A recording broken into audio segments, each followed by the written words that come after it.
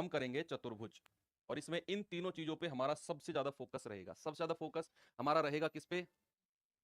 नमस्ते भाई। सबसे ज्यादा फोकस रहेगा हमारा रोम्बस यानी कि समचतुर्भुज पे, आयत यानी कि रेक्टेंगल पे, और वर्ग यानी कि स्क्वायर पे। बाकी रही हमारी चीज जो पैरेललोग्राम है ना, वो भी हम देख लेंगे फॉर्मूला। और हमारा समलम चतुर्भुज यानी कि जो ट्रेपीजियम है, वो भी उसका भी एक दो फॉर्मूले आपको बता दूंगा। हालांकि क्वेश्चंस जो बनते हैं वो 3D से बनते हैं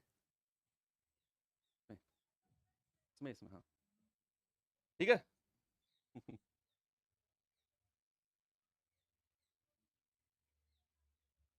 चलो ठीक है भाई, करते हैं शुरुआत, करते हैं रोम्बस से। रोम्बस से शुरुआत करते हैं हमारा समचतुर्भुज। ठीक है। तो रोम्बस के बारे में अगर मैं आपको बताऊं ये बनता कैसे है। स्क्वायर आपने देखा है, वर्ग आपने देखा है। तो वर्ग जो होता है जिसकी एक ऐसी आकृति जिसकी सारी भुजाएं बराबर हो और बीच का एंगल 90-90 डिग्री का हो। बच्चे क्या करो, इसके दो कोने पकड़ो, दो कोने पकड़ो, हल्का सा खींच दो, तो कैसा बन जाएगा ये? वर्ग है एक ऐसी आकृति जिसकी चारों भुजाएं बराबर हो और एंगल 90 डिग्री का हो। दो एंगल कोने पकड़ो, हल्का सा खींच दो। जैसे ही ये हल्का सा खींचेगा ये कैसा बनेगा? ये हल्का सा खींचने पर ऐसा बन जाएगा। वर्ग है एक ऐसी आकृति जिसकी चारों भुजाएं बराबर हो और एंगल 90 डिग्री का हो। दो एंगल कोने पकड़ो और हल्का सा खींच दो। जैसे ही ये हल्का सा खींचेगा ये कैसा बनेगा? ये हल्का सा खींचने पर ऐसा बन जाएगा, ऐसा। भुजा तो अब भी इसकी बराबर रहेगी, भुजा तो अब भी इसकी बराबर रहेगी, लेकिन इसके बीच के जो एंगल है ना वो 90 डिग्री के नहीं रहेंगे। सर वर्ग तो आपने पढ़ाया नहीं, पढ़ाऊंगा, टेंशन ना लो, अभी तो मैंने जस्ट आपको बताया। तो रोम्बस कुछ इस तरीके का बनता है। वर्ग और रोम्बस दोनों सेम सेम है, बस हुआ क्या कि इसके दो कोने पकड़ के हल्का सा खींच दिया तो ये इस तरह का बन गया। भुजा अब भी इसकी बराबर है लेकिन इसके बीच के एंगल 90 डिग्री का नहीं है। तो वर्ग और रोम्बस यानी कि समचतुर्भुज में यही डिफरेंस होता है। तो पढ़ते हैं समचतुर्भुज के बारे में यानी कि रोम्बस के बारे में। सबसे पहले मैं आपको बना के दिखा दूं कि रोम्बस बनता कैसे है। ये रहा रोम्बस, कहां गया? ये रहा रोम्बस। ठीक है भाई, ये मैंने यहां पर रोम्बस बना दिया। ये हमारा समचतुर्भुज यानी कि रोम्बस है। भुजा मैंने अभी बताया कि सारी भुजाएं बराबर होती हैं, सारी की सारी भुजाएं इसकी बराबर होती हैं। अब इसके कुछ फॉर्मूलेज हम लोग देख लेते हैं, क्या क्या इसके फॉर्मूले होंगे। ये हटेगा नहीं, कल का लिखा हुआ है। तो आप मुझे बता दो, इसका अगर मैं परिमाप आपसे पूछूं, अगर मैं आपको आपसे इसका परिमाप यानी कि पेरीमीटर पूछूं, अगर मैं इसका क्षेत्रफल आपसे पूछूं, क्षेत्रफल क्या होगा? और एक सबसे इंपॉर्टेंट रिलेशन है समचतुर्भुज यानी कि रोम्बस में, वो सबसे बाद में आपको बताऊंगा। देखना यहां पर सबसे पहले मुझे एक बात बताओ, अगर मैं दोनों कोने मिला देता हूं ना, दोनों कोने मिला देता हूं किसी भी समचतुर्भुज यानी कि रोम्बस के, अगर मैंने दोनों कोने मिला दिए तो ये दोनों डायगोनल होते हैं। बच्चे विकर्ण इनको बोलते हैं। अगर एक कोने से किसी भी चतुर्भुज के दूसरे कोने को अगर मैं मिलाता हूं तो उसको बोलते हैं डायगोनल यानी कि विकर्ण। जिस तरीके से कल क्लास की थी उतने ही आराम से उतने ही क्लियरिटी के साथ आज करेंगे। बस आप डटे रहेंगे तो सीख जाएंगे, नहीं तो फिर देखो पकड़ के तो मुझ पे आप बैठा ही नहीं जाओ। तो यहां पर एक डायगोनल विकर्ण को बोलते हैं D1 और दूसरे डायगोनल विकर्ण को बोलते हैं D2। अब ए क्या है? ए है आपकी भुजा। क्या हुआ है? ए है आपकी भुजा इस समचतुर्भुज की। और D1 और D2 क्या है? D1 और D2 है भाई विकर्ण। क्या है? D1 और D2 है विकर्ण, जिसको इंग्लिश में बोलते हैं डायगोनल्स। क्या बोलते हैं? जिसको इंग्लिश में बोलते हैं डायगोनल्स यानी कि अपोजिट, अगर मैं पॉइंट्स को मिला दूं तो। अब फॉर्मूलेज देखो, यहां पर अगर परिमाप की बात करूं, परिमाप तो कल ही मैंने आपको बताया। किसी भी आकृति का परिमाप अगर आपसे कहे तो परिमाप का मतलब है सारी की सारी भुजाओं को जोड़ दे। भाई ट्रायंगल पढ़ा था कल, त्रिभुज पढ़ा था, परिमाप पढ़ रहे थे सर, परिमाप बोल दिया था आपने कि परिमाप किसी का भी पूछे ना तो सारी भुजाओं को जोड़ दो। यहां पर अगर मैं इसका परिमाप आपसे पूछता हूं तो चार भुजा है तो बच्चे परिमाप हो जाएगा 4a। अब क्षेत्रफल जो होता है, इसका क्षेत्रफल होता है 1/2 और D1 गुणा D2। 1/2 D1 गुणा D2 यानी कि दोनों डायगोनल का गुणा करके आधा कर दो, आपका आंसर आएगा क्षेत्रफल। एक चीज और याद रखना बच्चे, दोनों डायगोनल 90 डिग्री पे काटते हैं। दोनों डायगोनल जो होते हैं वो 90 डिग्री पे काटते हैं। ठीक है। अगला जो रिलेशन है वो सबसे इंपॉर्टेंट रिलेशन है, वो बॉक्स बना के लिखना। सबसे इंपॉर्टेंट रिलेशन भैया, अगर सम चतुर्भुज यानी कि रोम्बस से सवाल बनाना, अगर रोम्बस से सवाल बना और एक अच्छे लेवल का सवाल एग्जामिनर ने बनाने का सोचा तो इसी इसी रिलेशन पे सवाल बनाएगा। और वो आपने याद रखना है कि D1 का स्क्वायर प्लस D2 का स्क्वायर बराबर 4a²। बच्चे इसको मैं प्रूफ भी कर सकता हूं लेकिन कोई फायदा है नहीं। इसमें होता क्या है कि ये दोनों बराबर पे कटता है, यानी कि अगर सेंटर पे जहां पे डायगोनल काट रहा है ना, ये दोनों साइड बराबर होती हैं और ये दोनों साइड बराबर होती है। तो ये अगर D1 है, ये वाली साइड अगर D1 है तो ये D1/2, और ये वाली साइड D2 है तो ये D2/2, है ना। और ये भुजा A है, 90 डिग्री का एंगल है, समकोण त्रिभुज, पाइथागोरस थ्योरम लगा दो, ये स्क्वायर प्लस ये स्क्वायर बराबर ये स्क्वायर। तो वहां से ये रिलेशन निकल के आ जाएगा D1² प्लस D2² बराबर 4a²। और ये सबसे इंपॉर्टेंट है जो आपने याद रखना है, सवाल में कभी कभी आपको डायगोनल दे देगा और आपसे परिमाप पूछ लेगा, तो वहां डायगोनल यानी कि विकर्ण के द्वारा आप भुजा निकालोगे और भुजा निकाल कर आप परिमाप निकालोगे। ऐसे कभी देगा, कभी कभी क्या कर देगा, एक डायगोनल दे देगा आपको, भुजा दे देगा, दूसरा डायगोनल दूसरा विकर्ण पूछ लेगा। तो इस तरह के सवाल यहां पर बनते हैं, ठीक है। वृत्त, सर्कल का मिक्सचर, इस तरह का बनता है, बड़ा कॉमन सा सवाल बनता है, टेंशन मत लो। जो क्लास करा रहा हूं इसको कंप्लीट कर लेना, आपका सारा सिलेबस कंप्लीट हो जाएगा मेंसुरेशन का, ठीक है। अब आयत के बारे में पढ़ें तो आयत क्या होता है? आयत होता है सर रेक्टेंगल, रेक्टेंगल, रेक्टेंगल होता है जिसको हिंदी में बोलते हैं आयत, ओके।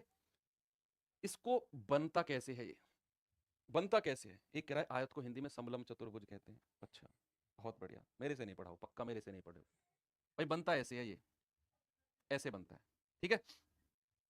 ये इसकी लंबाई होती है एल, लेंथ जिसको बोलते हैं इंग्लिश में लंबाई, हिंदी की भी हिंदी बना दी वाह मेरे से। ये होती है ब्रेथ, इसको बोलते हैं चौड़ाई। क्या बोलते हैं इसको? चौड़ाई बोलते हैं, ब्रेथ बोलते हैं। अब इसके कुछ फॉर्मूलेज हैं, है ना। ये डायगनल, डायगनल भी देखो मैं कलाकारी से बनाऊंगा अब इसका। ये इसका डायगनल है, ये इसका विकर्ण है जिसको बोलते हैं डी, यानी कि डायगनल। हिंदी में इसको विकर्ण बोला जाता है। क्या बोला जाता है हिंदी में इसको? विकर्ण, यानी कि इसको डायगनल बोला जाता है। अब चलो इसके कुछ फॉर्मूलेज लिख लेते हैं भाई। फॉर्मूलेज क्या क्या है इसके? फॉर्मूले देखते हैं। इसका परिमाप आप लोग ही बता दो यार जल्दी से। इसका परिमाप क्या होगा, इसका क्षेत्रफल क्या होगा, और इसका विकर्ण का फॉर्मूला क्या होगा। डायगनल जिसको बोलते हैं विकर्ण, यानी कि डायगनल क्या होगा, एरिया क्या होगा, और परिमाप पेरीमीटर क्या होगा। तीनों चीजों के फॉर्मूलेज मुझे बता दो जल्दी से।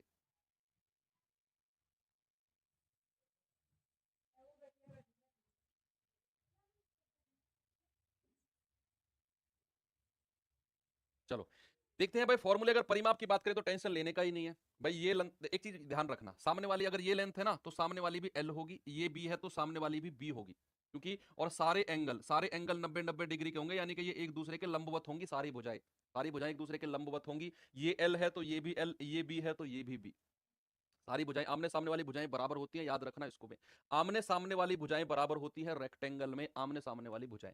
पेरीमीटर की बात करूं तो L plus B plus L plus B, यानी कि परिमाप होता है 2 और ब्रैकेट में एल प्लस बी। ये फॉर्मूला है और ये बना भी ऐसे ही है। तो परिमाप का फॉर्मूला क्या हो गया? परिमाप का फॉर्मूला हो गया 2 और ब्रैकेट में एल प्लस बी। बोलेंगे मेरे साथ तो 2l plus B, 2l plus B, 2l plus B और 2l प्लस बी। बात करें क्षेत्रफल की, क्षेत्रफल होता है लंबाई गुणा चौड़ाई, यानी कि एल गुणा बी। क्या होता है क्षेत्रफल? क्षेत्रफल की अगर बात करेगा तो लंबाई गुणा चौड़ाई, यानी कि लेंथ इनटू ब्रेथ, लंबाई गुणा चौड़ाई, length into breadth, length into breadth, लंबाई गुणा चौड़ाई, लंबाई गुणा चौड़ाई, L into B, L into B. Okay, property लगा सकते हो। मुझे विकर्ण चाहिए, ये एंगल 90 डिग्री है, सामने विकर्ण है जिसको हाइपोटेनस कर्ण हमने जिसको पढ़ा था वही विकर्ण है। तो बताओ मुझे, क्या मैं यहां पर ऐसे लिख सकता हूं कि अगर मैं यहां पर लिखूं कि डी का स्क्वायर बराबर एल का स्क्वायर प्लस बी का स्क्वायर, तो यहां से अगर मैं डी का मान आपसे पूछूं तो क्या ये under root of L square plus B square होगा कि नहीं? तो बच्चे यही विकर्ण होता है, यही हमारे रेक्टेंगल का विकर्ण होता है कि under root of L square minus अब L square plus B square का root, L square plus B square का रूट। तीनों फॉर्मूलेज रिवाइज करते हैं। किसी भी आयत का क्षेत्रफल क्या होता है? लंबाई गुणा चौड़ाई। आयत तो छोड़ो, किसी भी चतुर्भुज का क्षेत्रफल हो ना, क्या होता है? लंबाई गुणा चौड़ाई होता है। ये क्या कह रहे हो सर? हाँ जी, यही होता है। किसी भी चतुर्भुज का जो क्षेत्रफल होगा वो होगा लंबाई गुणा चौड़ाई, अगर उनके बीच का एंगल 90 डिग्री है तो, ठीक है। अगर उनके बीच का एंगल 90 डिग्री है तो लंबाई गुणा चौड़ाई, लंबे 90 डिग्री एंगल है तो लंबाई गुणा चौड़ाई इसका हमारा क्षेत्रफल हो जाएगा। बात करते हैं परिमाप की तो 4a। बात करते हैं अगर डायगोनल की तो under root of 4a, sorry under root of a square plus b square, या फिर under root of length square plus breadth square, under root of लंबाई स्क्वायर प्लस चौड़ाई स्क्वायर ही क्या होता है? डायगोनल होता है। ये तीनों फॉर्मूलेज आपको क्लियर हैं। चलो रेक्टेंगल के ऊपर कुछ सवाल करते हैं।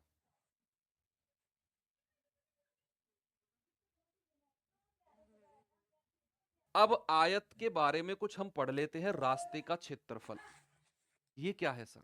ये है बच्चे, आपको क्वेश्चन मिलेंगे इसके ऊपर। रास्ते का क्षेत्रफल आपसे कहेगा कोई आयताकार पार्क है, उसके चारों तरफ कोई रास्ता बना हुआ है बाहर की तरफ, तो बताओ भुजाएं दे देगा, बताओ रास्ते का क्षेत्रफल। दूसरी तरह का बन सकता है, कोई आयताकार पार्क है, उसके अंदर की तरफ रास्ता बना हुआ है, अंदर की तरफ रास्ता बना हुआ है, तो रास्ते का क्षेत्रफल पूछेगा।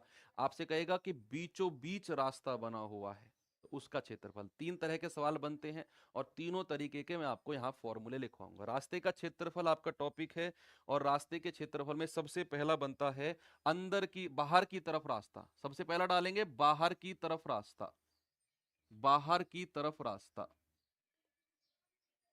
बाहर की तरफ अगर रास्ता बना हो तो, यानी कि पार्क के बाहर की तरफ रास्ता। ये क्या होता है, अभी मैं आपको बना के भी दिखा देता हूं। ठीक है भाई, सपोज मैंने यहां पर रेक्टेंगल बनाया, ये रहा। ठीक है, इसकी लंबाई है L और इसकी चौड़ाई है B, L और B। अब ये पार्क है, अब इसके ना बाहर की साइड रास्ता बनेगा, पार्क के बाहर की तरफ कोई रास्ता बनेगा, वो मैं आपको बना के दिखा देता हूं दूसरे कलर में। दूसरे कलर में बना के देखते हैं, थोड़ा सा साइज कम कर लेते हैं। कलाकार बहुत अच्छा हूं मैं। ये आ गया है ना, ये रास्ता बन गया बाहर की तरफ। ठीक है भाई, अब इस रास्ते का क्षेत्र बाहर की तरफ रास्ता बना है, तो उसका जो फॉर्मूला होता है ये होता है बच्चे, ये ना एक काम करना, ये जो चौड़ाई है, ये चौड़ाई ना, ये मान लो चौड़ाई x यूनिट है, ये चौड़ाई x यूनिट है और ये बराबर है, ये हर जगह बराबर है, ये चौड़ाई हर जगह बराबर है और इसकी चौड़ाई मैं मान लेता हूं x है। आप ये लिख लो, रास्ते की चौड़ाई, रास्ते की चौड़ाई, रास्ते की चौड़ाई जो है ना वो x यूनिट है। l का मतलब क्या है, लंबाई, पार्क की लंबाई, या फिर आयत की लंबाई, ये लिखो, आयत की लंबाई, आयत की लंबाई। और b क्या है, आयत की चौड़ाई, आयत की चौड़ाई। अब रास्ते का क्षेत्रफल क्या होगा, उसका फॉर्मूला लिख लो। रास्ते का क्षेत्रफल का फॉर्मूला लिखेंगे, रास्ते का क्षेत्रफल, रास्ते का क्षेत्रफल, area of the path, area of path, area of path क्या होगा, रास्ते का क्षेत्रफल क्या होगा, सभी लिखेंगे। ये होता है 2x L plus B plus का 2x। अब ये मैं आपको थोड़ा सा याद कराता हूं, भाई याद भी तो रहना चाहिए, तो याद करते हैं। देखना, अगर पार्क बाहर बना हो और रास्ता बाहर की तरफ हो, यानी कि हमें बाहर की तरफ चलना है। आप पार्क में खड़े हो जाओ और पार्क में खड़े होकर अगर हमें रास्ते की तरफ चलना है तो बाहर की तरफ चलना है, क्योंकि उसने बोला है बाहर की तरफ, यानी कि हमें बाउंड्री को एक्सटेंड करना है, बाउंड्री फैलानी है। तो बाउंड्री ऐड कर रहे हैं हम, हमारे पार्क की कुछ बाउंड्री थी, पार्क की कुछ बाउंड्री थी, और जैसे ही पार्क के चारों तरफ रास्ता बना, वो बाउंड्री भी अपनी हो गई फिर, यानी कि हमने बाउंड्री को ऐड कर लिया अपनी बाउंड्री में, हमने बाउंड्री को अपनी बाउंड्री में ऐड कर लिया। तो 2x L प्लस बी, यहां प्लस का साइन आएगा बच्चे, अंदर के रास्ते में और बाहर के रास्ते में, अंदर के रास्ते में और बाहर के रास्ते में केवल इसी साइन का फर्क होता है, केवल इसी साइन का, जो ये दूसरे वाला साइन है। तो ये ऐसे याद रखना है, 2x L plus B plus का 2x, यानी कि अगर रास्ता बाहर की तरफ है तो हम अंदर से बाहर की तरफ जा रहे हैं, उसको भी अपनी बाउंड्री में ऐड कर रहे हैं, रास्ते को, रास्ते को अपनी बाउंड्री में ऐड कर रहे हैं, तो सब जगह प्लस ही प्लस होगा, कहीं माइनस नहीं होगा, सब जगह प्लस ही प्लस। तो 2x L plus B plus 2x। तो ये ट्रिक दिमाग में सेट कर लो, अगर रास्ता बाहर की तरफ है तो बाहर की जमीन को भी हम अपना बना रहे हैं, रास्ते को, रास्ता बना तो जमीन भी अपनी है ना। तो ये बाहर का रास्ते का क्षेत्रफल हो गया 2x L plus B plus का 2x। अब यही चीज अगर मैं पूछूं कि रास्ता अगर अंदर की तरफ है, रास्ता अगर अंदर की तरफ है तो क्या होगा, यानी कि अपने पार्क में हम अंदर की तरफ रास्ता बनाने लगे तो अपने पार्क की जमीन को घटा रहे हैं, अपने पार्क की जमीन को कम कर रहे हैं, अगर रास्ता हम अंदर ही बना रहे हैं। भाई आप घर बनाते हो, अगर रास्ता का जमीन, रास्ता भी बनाने लगो अंदर अंदर, तो जमीन कम हो जाएगी आपकी, तो कम होगी तो यहां प्लस की जगह माइनस आ जाएगा, यहां माइनस आ जाएगा। तो अब खुद लिख लो, अंदर की तरफ रास्ते का क्या बनेगा, अंदर की तरफ रास्ते का फॉर्मूला क्या बनेगा, अंदर की तरफ रास्ता, अंदर की तरफ अगर रास्ता हो तो, अंदर की तरफ अगर रास्ता हो तो क्या होगा, ये आपका आयत है, ये आपका आयत है, और अंदर की तरफ रास्ता इस तरीके से, है ना। आयत है, ये इसकी लंबाई है और ये चौड़ाई है। इस बार हमारा आयत बाहर की तरफ है और चौड़ाई जो है ना, रास्ता जो है बच्चे वो अंदर की तरफ है, रास्ता हमारा अंदर की तरफ है, बाहर से अंदर की तरफ हमें जाना है। तो जब बाहर से हम अंदर की तरफ जाएंगे तो ये चौड़ाई तो x ही रहेगी, चौड़ाई x ही रहेगी रास्ते की। रास्ते की चौड़ाई लिख लेना, x बराबर क्या है, रास्ते की चौड़ाई। x क्या है बच्चे, रास्ते की चौड़ाई। और l और b तो आप जानते हैं ये हमारे आयत के लंबाई और चौड़ाई है।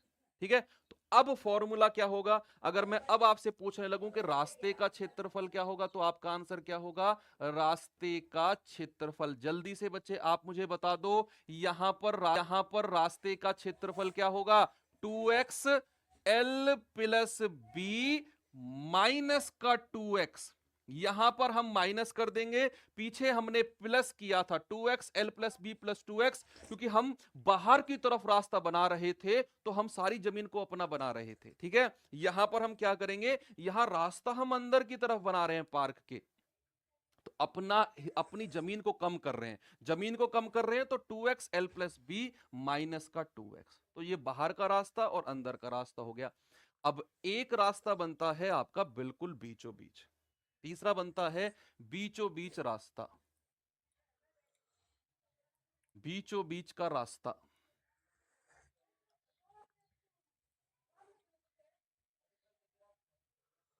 Path of Midway, path of Midway. इसको कैसे बनाए भाई, ये मैंने आयत बना लिया,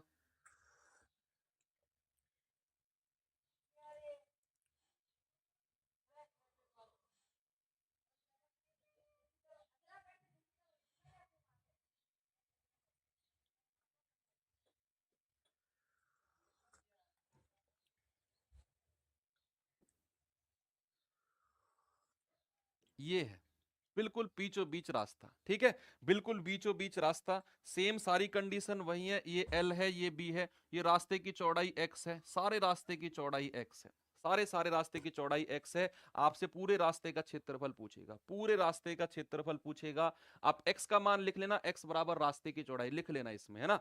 तो भैया यहां पर रास्ते का क्षेत्रफल क्या हो जाएगा, रास्ते का क्षेत्रफल, रास्ते का क्षेत्रफल क्या होगा, तो आप कहेंगे रास्ते का क्षेत्रफल है X L plus B minus का एक्स। क्या होगा, X L plus B minus का एक्स आपका आंसर हो जाएगा। यहां पर अंदर की तरफ रास्ता है ना, जब भी पार्क के अंदर जाओ ना तो ये लगा लेना कि ये अंदर का रास्ता है, मतलब जमीन कम हो रही है, तो X L plus B minus X बनेगा। ओके, तो ये चीज क्लियर है कि अगर रास्ते का क्षेत्रफल बिल्कुल बीचों बीच पाथ ऑफ मिडवे आ जाए तो X L plus B minus X, जहां पर एक्स क्या है, रास्ते का क्या कहते हैं, रास्ते की चौड़ाई है। अब इस तरह के सवालों में ना एक सवाल और बनता है, एक सवाल और बनता है कि आपसे पूछेगा कोई पार्क है, उसके बीचों बीच रास्ते बने हुए हैं, आपसे कहेगा कि जो जमीन बची हुई है ना उस पर घास उगाई गई है, उससे आपसे कहेगा उस पर घास उगाई गई है, तो उस घास, टोटल घास का क्षेत्रफल आपसे पूछ लेगा, आपसे पूछ लेगा टोटल घास का क्षेत्रफल बताओ। तो क्या करेंगे आप, कुछ नहीं करेंगे, आप पूरे आयत का क्षेत्रफल निकालेंगे लंबाई और चौड़ाई से, और उसमें से रास्ते का क्षेत्रफल माइनस कर देंगे। भाई नॉर्मल सी बात है, आप खुद सोचो, अगर आपसे ये पूछने लगे कि जो रास्ता बचा, जो पार्ट बचा हुआ है उस पे घास उगा दी गई, तो बचाओ बताओ घास का क्षेत्रफल क्या होगा, तो आप पूरे आयत का क्षेत्रफल उसमें से रास्ते का क्षेत्रफल माइनस कर दो, आपको पता चल जाएगा घास का क्षेत्रफल कितना है ना। बिल्कुल से रास्ते का चौड़ाई ना दिया, हाँ वो फिर कुछ और दिया होगा, चौड़ाई पूछ लेगा, भी सवाल करेंगे तो सही उस तरह के।